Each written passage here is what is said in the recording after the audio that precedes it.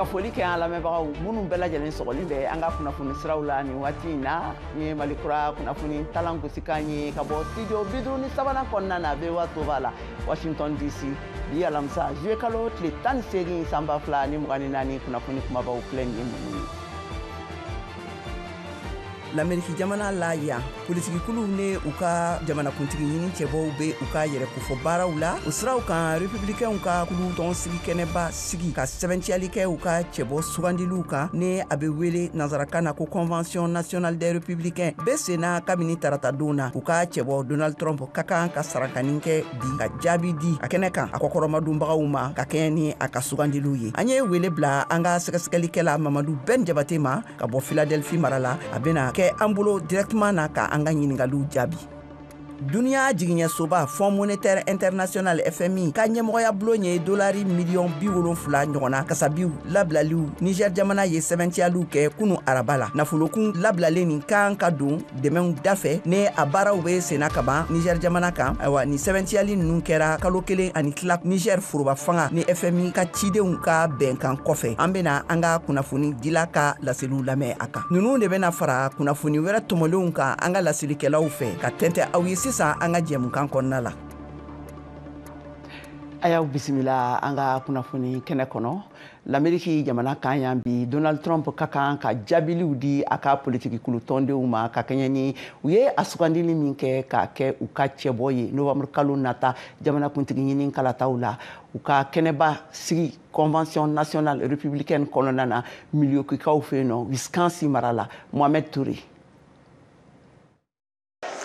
Alamisa don jɛmukan nin bena kɛ Trump ka kuma fɔlɔ ye kabini a tigɛra kumasen camancɛ la marifa cilen fɛ mɔgɔ faga ɲini dɔ sen fɛ jama lajɛ dɔ la Pennsylvanie sibiri tɛmɛnen sibiridon bingani nin n'o ye mɔgɔ dɔ faga n'o ye Trump tulo jolilen to o ye jɔyɔrɔba sɔrɔ jama lajɛ nin na ni républicain y'u tugutugu ɲɔgɔn na walasa ka foli lase jamanakuntigi kɔrɔ ma a ka jagɛlɛya kosɔn Trump ka jɛmukan nin ye tile 4 lajɛba nin kuncɛlen ye Milwaukee jamanakuntigi kɔrɔ nin tun bena don o don ni jeliɲɔ furakɛli ye a tulo la k'a jogini datugu a ye min sɔrɔ k'a to mɔgɔ fagala ɲini na k'u ka kelenya jira a dɛmɛbagaw dɔw y'a daminɛ k'u yɛrɛ ka joginɔ furakɛli o fini kɛ waati kunkurunin kɔnɔ jama lajɛ kɛyɔrɔ la k'a sɔrɔ républicainw dɔw y'a ɲini ka démocratiw ka Trump kɛlɛli kumaw jalaki bingani nin na nafolobatigi nin y'a jira k'a y'a ka jɛmukan kunba dɔ bɔ yen min ka jugu kosɛbɛ ka tɛmɛ jɛmukan dɔ kan a jigi tun b'a kan ko o bena an ka jamana fara ɲɔgɔn kan ka tɛmɛnen ni kunnafoni kelen ye Donald Trump be a ka sɔnni a ka sugandiliw ma k'a kɛ a ka kulu ka cɛbɔ ye o jaabiw diliw kɛ bi wulada in na républicainw ka convention nationale kɛnɛ kɔnɔna na Milwaukee ayiwa an ye wele bila an ka l'Amérique politiki sɛgɛsɛgɛlikɛla ma Mamadu Ben Jabate ka bɔ Philadelphie Pennsylvania mara la a b'an bolo directement na Ben an ka foli b'i ye ayiwa mɔgɔ bɛ se ka mun de ma kɔnɔ Trump ka bi wulada in na kumakan ninnu kan ayiwa yala a bɛna na sigi mun de kan kuruba la bon kuruba la a bɛna kuma sigi min kan o ye bɛn ye k'a jira k'a fɔ bɛɛ lajɛlen ka fara ɲɔgɔn kan je crois que bamananw bɛ kuma dɔ fɔ ko tulotigɛ bɛ mɔgɔ lasɔmi donc a nana ye sisan k'a fɔ jamana yɛrɛ tilalen don ka se degré min ma marifa min kɛra k'ale bon a kun caman sɔrɔ olu fɛ donc a bɛna essayer ka kuma jamana kɔnɔdenw fɛ u ka fara ɲɔgɔn kan u ka baara kɛ ɲɔgɔn fɛ ani a ka kuma fan dɔw bɛna boli immigration kan ani économie yɛrɛ jamana yɛrɛ lahara bɛ cogo min na mais a tɛna na kuma farimanw fɔ tuguni i komi fɔlɔ a tun bɛ kuma farimanw fɔ cogo min na ayiwa e yɛrɛ bolo san fanga jumɛn bɛ Trump ka kumakan ninnu na ka yɛlɛma don san 2024 jamanatigi kalata nata ninnu n'a kan bon fangaba de bɛna don a ka kuma la i komi a bɛ majigi min n'a y'o sira ta sisan n'a yɛrɛ ko sisan a ye majigi sira ta donc majigi min a y'o sira min ta sisan n'a sera ka to o majigi kɔnɔna kɔnɔ ka kuma a bɛ kuma farima ninnu k'olu to kɛrɛfɛ a ka kuma nin bɛna fangaba de sɔrɔ parce que sisan an filɛ nin yɔrɔ min dasumusumu bɛɛ y'a jira k'a fɔ ne an bi na ni élection kɛra ale de bɛ sɔn ka kɛ président ye yɛlɛma teliman o taabolow kan yɛlɛma teliman jumɛn bɛ se ka makɔnɔ sisan ani tagali ɲɛfɛ la a ka kumakan ninnu fangaw kan. Bon yɛlɛmali min bɛ makɔnɔ sisan o ye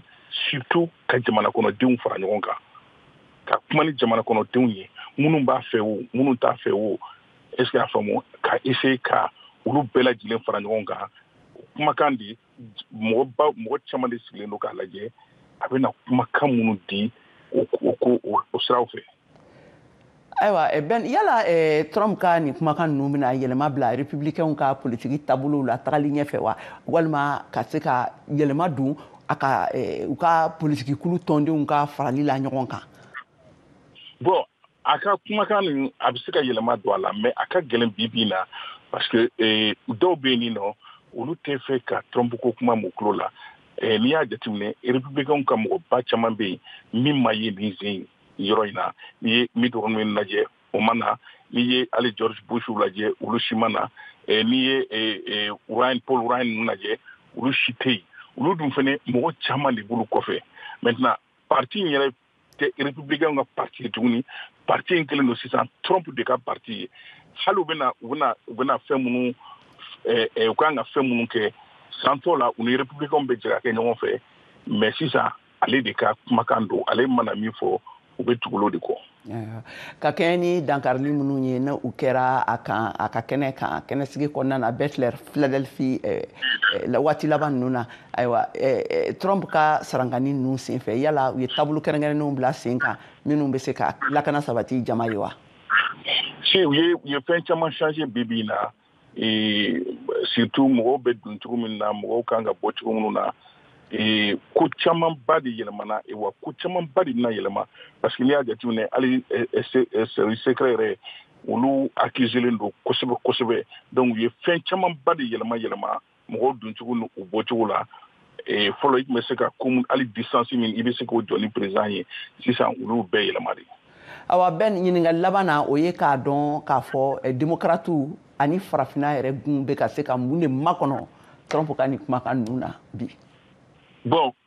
démocrates olu kɔni sigilen bɛ k'a lajɛ a bɛna kuma min fɔ ka a lajɛ parce que a t'a dɔn fɔlɔ min yɛrɛ a ka problème ba ye sisan ale bɛ nin ɲɛsin démocrate jumɛn ma parce que c'est que sur Joe Biden président Biden a t'a dɔn n'o bɛna to yen n'o tɛna na to yen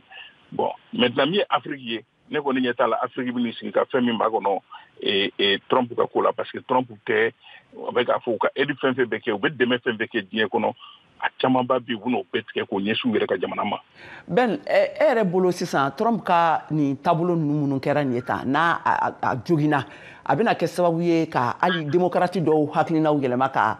kala t'a ye wa e hakili ye mun ye o la. Bon o y'u hakilinata ye ka essayer ka démocrate dɔw yɛlɛma ka n'u fɛ mais a bɛ se ka kɛ condition kelen dɔrɔn ni Biden de tora hali bi démocrate ka candidat la mais a ka gɛlɛn fo ka taa fɔ ka gɛlɛn parce que démocrate mana kɛ cogo cogo u bɛ tila ka segin ka na u ka démocrate de u ka parti de ma donc k'a fɔ k'a bɛna mɔgɔ sɔrɔ a bɛ se ka mɔgɔ sɔrɔ minnu olu tɛ démocrate fɛ u tɛ républicain fɛ ou bien républicain minnu fana tun bɛ yen nɔ n'olu tɛ Trump yɛrɛ fɛ a bɛ se ka olu dɔw ka idée changer mais démocrate yɛrɛ minnu ye démocrate yɛrɛ ye olu tɛ sɔn cogo si la. Ayiwa kunun ko Joe Biden ale bɔra ale min ye démocrates ka cɛbɔ a bɔra ka kumakanw kɛ a ka banako kan a yirala k'a fɔ ko covid bana yera a la ale yɛrɛ y'a yira k'a fɔ ko ni banako ta sira don n'ale se ka kɛ ne dɔgɔtɔrɔw y'a sɛbɛntiya k'a fɔ a bɛ se ka faso ko kama jamana ko kama a bɛ se ka bɔ cɛbɔya kɔnɔna la bon yala a bɛna bɔ cɛbɔya in kɔnɔna la wa e bolo n'a bɔra a la fɛnɛ a kɛra bɔfɛn a la jɔn de bɛ se k'a nɔrɔ bila cɛla yen nɔ ka se ka i kunkolo kɛɲɛ Trump ta ma kalata ninnu senfɛ.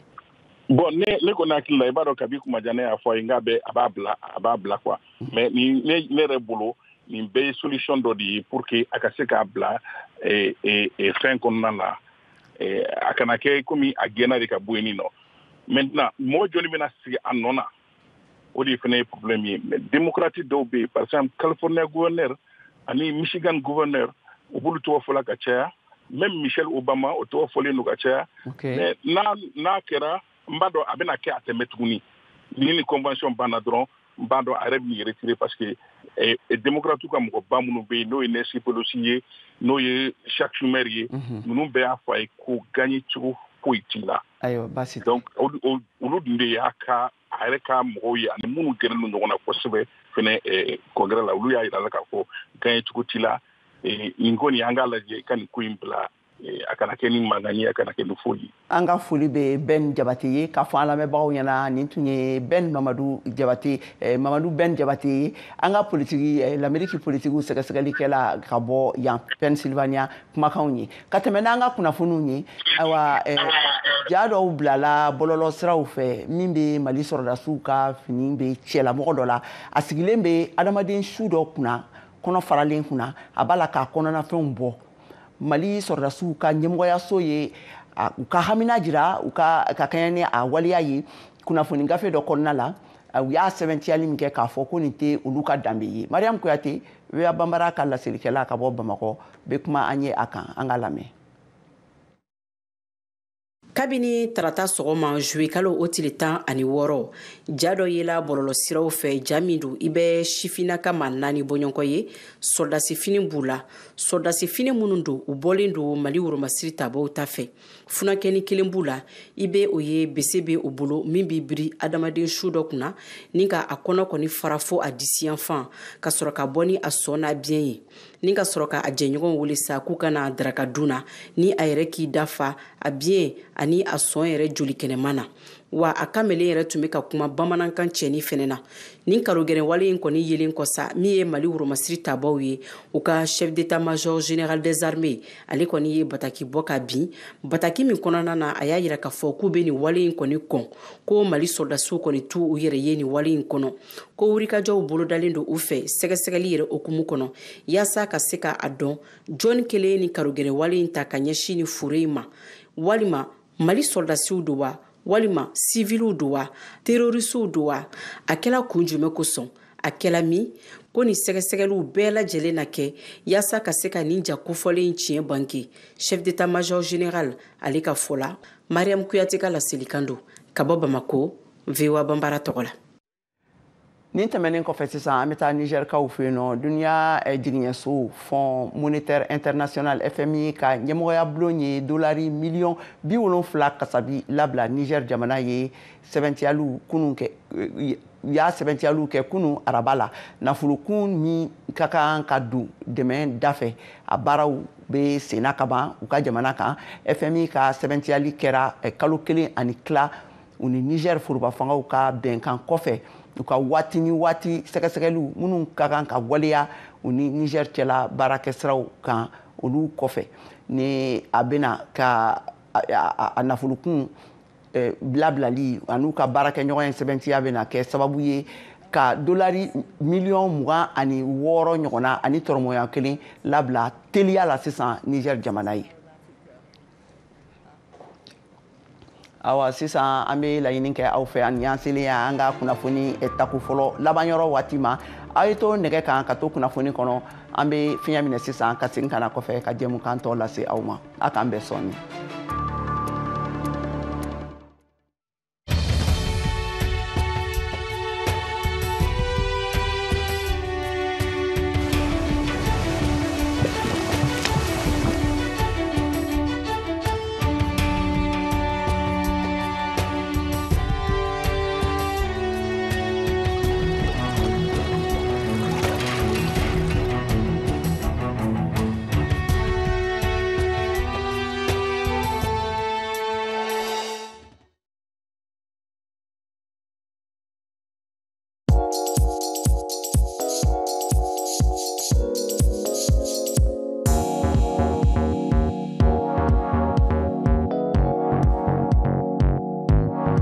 Kulu minnu bolola ka kuma latɛmɛla ko bɛna Kwasi Adjumani bɔra ka Burkina Faso k'a sɔrɔdasi fanga ɲɛmɔgɔ jaabi ka kɛɲɛ ni a ye jalakilikan minnu ɲɛsin Côte d'Ivoire jamana ma Alpha ka VOA Banbara ka kunnafoni dila ka bɔ Abidjan bɛ laseliw dɔw kɛ an ye a kan.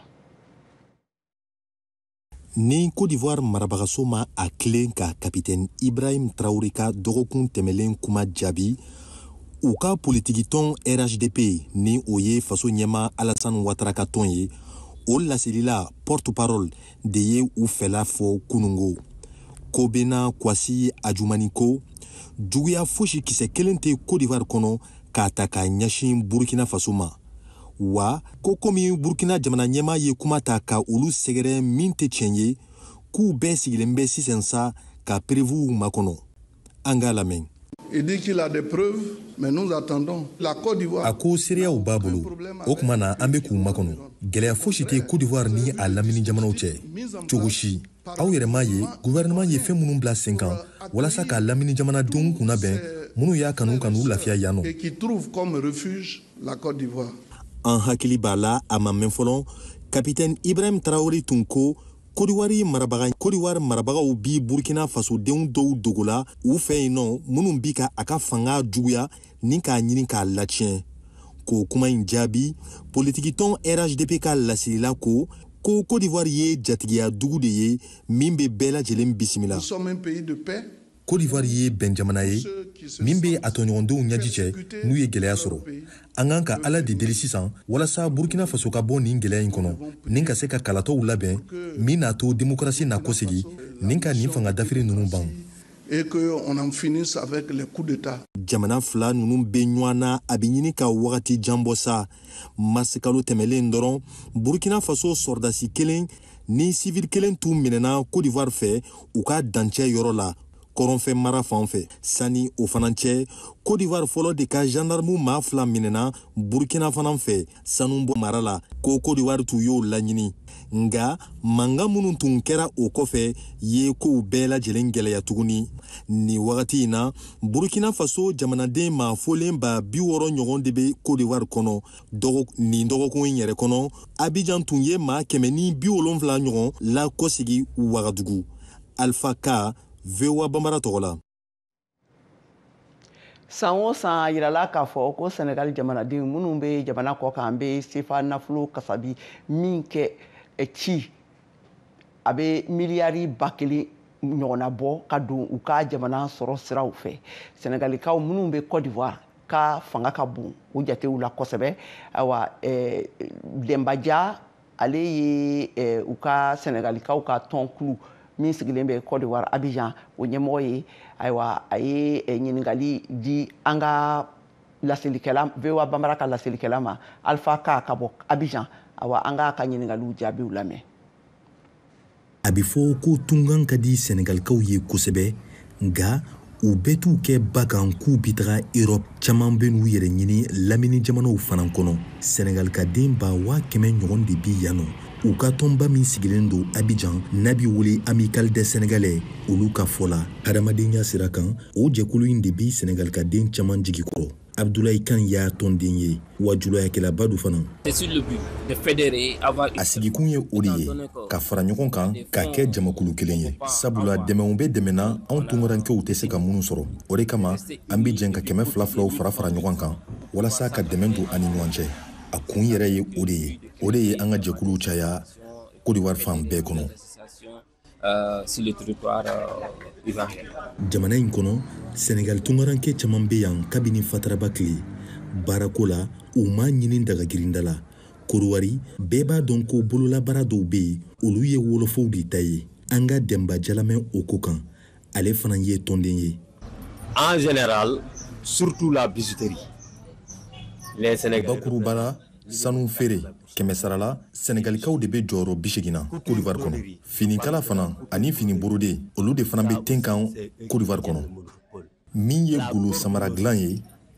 jamana in kɔnɔ fana Senegalikaw de bɛ ten kan ani jagomisɛnninw fana caman kɔsa in yɛrɛ de la tubabu baarakɛlaw bɛ ka na dɔɔni dɔɔni olu bɛ tali kɛ assurance cakɛdaw kan sojɔw walima sɛnɛfɛnw ye finikala babacam bɛ se k'o seereya ale min b'a waso maabaw ka fini kalali ye Abidjan kɔnɔ. Le président de la République n'est pas jamana ɲɛma ma deli kana ne ka fini kala yɔrɔ la yan nka a ye n ka fini don o tɛmɛna maa gɛrɛ ka sira fɛ o de kama n b'a fɔ ɲɛnɛ maaba sugu bɛɛ bi na yan nɔ dɔw ka fanga kama hali n'u yɛrɛ ma se ka na ne bɛ taa u fɛ yen ka t'u mesure ta.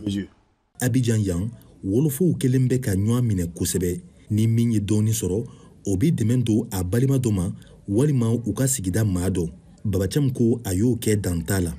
J'ai envoyé plusieurs de... Ne ye n balimakɛw ani n dɔgɔninw caman de bɔ Senegali ka na ni u ye yan nɔ walasa k'u dɛmɛ. U jiginna n fɛ ye wa baara yɔrɔ in na n y'u ta n'a fɔ kalandenw k'u dege baara sugu bɛɛ la. Bi bi in na u caman kɛra maabaw ye yɔrɔw la. Et jusqu'à aujourd'hui sont devenus peut-être quelque part. Sisan an nana Mamadou Sek ale ka yɔrɔ la, ale ye sanu feerela ye min sigilen bɛ Côte d'Ivoire yan kabini san caman. Ale bɛ yan nɔ a bɛ san 40 bɔ bi. A ye muso furu ka denw bɛɛ lajɛlen sɔrɔ. A ka jɛnatigɛ bɛɛ de bɛrɛn bɛ Côte d'Ivoire ma. An nana bɔ a ye bi a ka dɔɔni fɔ an ye a ka baara kan. An ka t'o filɛ. Mama Sek ka sanu labɛn atelier kɔnɔ a fana ni a balimaw de bɛ baara kɛ. Nin dɔnniya in k'a ye nafa sugu bɛɛ sɔrɔ a la. Sanu dilan ye baara ɲumanba ye. An wolofɔɲɔgɔnw caman de bɛ a baara kɛ yan nɔ. Dɔw yɛrɛ bɛ yen olu tɛ fosi dɔn sanuko la, u tun t'a ɲɛdɔn yɛrɛ, nka u donna la sabula baara ɲɛnama don. N'i kun ye maa tilennen ni maa ladiri ye, i bɛ ɲɛ sɔrɔ baara in na. Fangɛrɛ fɛ ne bɛ se k'a fɔ bi n fankelen kɛra wolofɔ ye, sabula teri minnu bɛ na yan nɔ olu tɛ hali na Senegal. Ali ni Mamadou Sek ye san 40 sɔrɔ yan nɔ, a ko yiri mɛn o mɛn ji la a tɛ kɛ banba ye. O kama k'a bi ka baara kɛ walasa ka sigili labɛn ani denmisɛnninw ka siniɲɛsigi. La vie c'est quoi? Jɛnatigɛ in yɛrɛ ja ye mun ye? Ka denbaya sɔrɔ, ka muso furu, ka denw sɔrɔ, ka siyɔrɔ ɲuman sɔrɔ. Sabula an fɛn o fɛn bɛ yan, an bɛɛ bɛna sigi Senegal kɔfɛ. An nana wari ɲini de la yan nɔ. Wa an bɛɛ bɛ joli kɛ Senegal walasa don min n'an dɛsɛra o k'a sɔrɔ an ye siniɲɛsigi an ka jamana kɔnɔ. An bɛ Trècheville avenue 18 rue 7. An bɛ sigida la min bɛ wele ko Amérique France ni o ye Trècheville sigida fɔlɔfɔlɔw ye. Nin yɔrɔ in na Senegali jamanaden caman de sigilen bɛ ni quartier in kɔnɔna la. An y'an bala an balimamuso dɔ bɛ ale bɛ cɛpu de feere ni o ye Senegalikaw ka dumuni ye min ka di kosɛbɛ Ivoirekaw ye. Bololabaara min n'a b'i wele informel, Senegal tunkarankew ye nɔbɔw la kosɛbɛ. Wa sisan u ka kɛnyɛrɛye cakɛda baaralaw de bɛ ka na dɔɔni dɔɔni. Modou Diop ye o ɲɛmaa dɔ ye. La circulation des personnes là, mɔgɔninfinw ka doni ka bɔ yan nɔ Kodowari basi foyi tɛ o la. Gɛlɛya fitinin min kɔni bɛ anw da la o ye an bɛ doni an ka baarakɛ bolifɛn minnu ye. A bɛ fɔ ko an ka o dédouaner Senegali yen nɔ, wa n'an sera yan fana ko k'a dédouaner ko tuguni. O de bɛ an sɛgɛn kosɛbɛ sabula anw ka baara ye sojɔ ye. An bɛ na ni minɛn gilimanw de ye. Ni jamana ɲɛmɔgɔw bɛ se ka o lajɛ o bɛ sɔn ka fisaya an ma kosɛbɛ. N'o tɛ a ma nɔgɔn k'a ka dédouaner yan nɔ ka tila k'a dédouaner Senegal fana. Kodowari Senegal ka denw ko u bi dɛmɛ caman bila ka taga u faso la walasa ka siniɲɛsigi. K'u ka laɲini ye min ye sisan o de ye jamana ɲɛmaa kura Diomaye Faye k'a fɛɛrɛ suguya bɛɛ lajɛlen kɛ walasa ka tunkarankew ɲɛsigi faso la. Alpha Ka, VOA Bamara tɔgɔ la. Ayiwa sisan an bɛna taa an tɛrɛtɛrɛma ka taa an ka farikolo ɲɛnajɛ kɛnɛ kan an ka o kunnafoniw lamɛn Siyaka Tarawele bolo. Sirantolanta bunagun kan Mali la tiɲɛ do Mali forobatɔn sirantolantanaw ni sirantolanta fédération ɲɛmayaso ni ɲɔgɔn cɛ gɛlɛya bɛ yen nka sirantolantanaw dusura kojugu farikolo ɲɛnajɛ kunnafonidila Musa Jara ka fɔ la an k'a lamɛn. Il ne prouve également que éliminatoire match min bɛna sɔrɔ an ka balontanna minnu bɛ yen nɔ k'u bɛɛ bɛ former ni tɛ former mɔgɔ wɛrɛ bɛ wele donc maintenant o b'a jira k'a fɔ équipe nationale tɛ mɔgɔ kelen ye k'a fɔ de ko aw bɛ rébellion kɛ équipe nationale kɔnɔ moi je pense que o tɛ solution de. Musa Jara ka yeta la Mali jalatigi Hamari Traoré tun ka kan ka na fédération ka wele jaabi. Et peut-être kuma dɔw bɛ Amari kɔnɔ a t'a fɛ k'a fɔ anw kunnafonidilaw ɲɛna kuma dɔw bɛ Amari kɔnɔ a t'a fɛ k'a fɔ supporters ɲɛna kuma dɔw bɛ Amari kɔnɔ a t'a fɛ public ka bɔ a kalama cogo dɔw la a b'a fɛ k'a fɔ peut-être ko tigibatigibɔ non o tigibatigibɔ an bɛ min miiri peut-être ministère des sports b'o la peut-être fédération malienne de football b'o la donc maintenant fédération kun ka fan o de kun ye nin a ɲɛfɔ yɔrɔ kun ye yen de a kun kan ka taga fédération na mais le fait que a ma o lamɛn o kɛra fili ye bon bras de fer a tɛ Mali balontan arrangé dɔw bɛna fɔ dɔn ko n'u ma sɔn k'an k'u bɛɛ gɛn ka bɔ yen o fana tɛ solution ye parce que équipe nationale kuturu gɛnni ka bɔ yen nɔ a crise bɛ gɛlɛya kosɛbɛ. Gɛlɛya in sirantolanta fédération ni sirantolantanaw ni ɲɔgɔn cɛ bɛɛ ka kan ka ko in lajɛ ji ɲɛma jɔlen na. joueurs ka u bolo da u dusu la comité exécutif k'a bolo da u dusu la sporteurs k'u bolo da u dusu la an bɛɛ k'an bolo da u dusu la ministère yɛrɛ fana ka impliqué a la imposition tɛ u k'u impliqué u ni acteurs ninnu ka sigi u ka kuma u ka fɛɛrɛ kɛ pour que a ko bɛ se ka kɛ ka nɔgɔya cogoya mun na. A mana mɛn cogo o cogo sigi ka fɔ de y'a fura ye Musa Jara ka fɔ la. n'o fɔra dɔ bɛna fɔ ko sigikafɔ dɔ kɛra conseil na ni o ye symposium ye o symposium na i b'a ye k'a fɔ acteur caman bɛ yen nɔ minnu bilara kɛrɛfɛ a kuma fɔra depuis a kɛnɛ kan yen nɔ bi bi in na ni symposium bɛ kɛ ni lajɛrɛ belebeleba bɛ kɛ Mali balontan ko kan acteur fɛn fɛn bɛ yen nɔ minnu diminen don hali minnu yɛrɛ y'a fɔ k'u sen t'a la pewu u bɛɛ kan ka wele ka na u ka n'u sigi u ka kuma n'u sigira ka kuma u sigi ka fɔ kɛnɛ kan jaabi min bɛ sɔrɔ yen nɔ ne bolo o jaabi de bɛna kɛ sababu ye k'an ka balontan sama ka bɔ gɛlɛya kɔnɔna na o la Hamadi Traoré tun y'a yira bɔlɔlɔ sanfɛ ko Mali senatɔrɔntan tagabolo man ɲi senatɔrɔntan fédération ɲɛmayaso tun y'a wele k'o ka na ɲɛfɔli kɛ o ko la Hamadi ma na VOA Bamara tɔgɔ la Bamakɔ Siyaka Traoré kalaseli don. Ayiwa an balima y'a faamuya k'a fɔ nin tun ye farikolo ɲɛnajɛ kunnafoniw ye olu de bɛ an ka kunnafoniw kun cɛ aw bɛna dansigi kɛ an ka bi jɛmukan na ayiwa aw bɛ kunnafoni ninnu sɔrɔ an ka bɔlɔlɔsiraw kan an ka bɔlɔlɔsiraba n'o ye www.voabambara.com ye a bɛ a sɔrɔ fɛnɛ an ka bɔlɔlɔsiraw fɛ n'o ye an ka Facebook page Instagram ani o ɲɔgɔnna caman wɛrɛw ye ka tɛmɛ ka foli ani tanuni lase halisa an lamɛnbagaw bɛɛ lajɛlen ma ayiwa nin tun ye Malikura kɛnɛ ye min sigira ka bɔ studio 53 kɔnɔna na VOA soba kɔnɔna la ne Kayatou Traoré fɛ a k'an bɛn sini.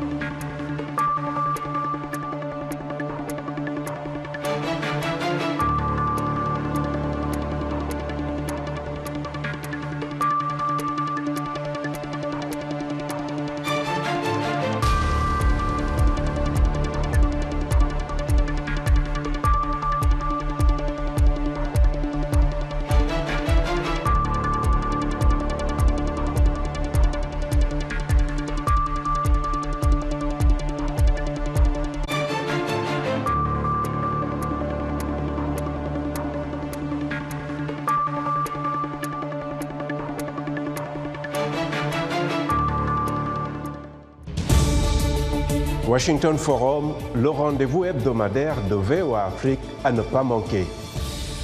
Chaque semaine, nous sommes ensemble pour 30 minutes pour décortiquer les grands sujets qui font l'actualité. Avec nos analystes et nos reporters, nous allons au fond des choses. Politique, économie, société, culture. Nous posons le débat et nos analystes sont là pour apporter l'éclairage. Washington Forum, c'est aussi vous, le public.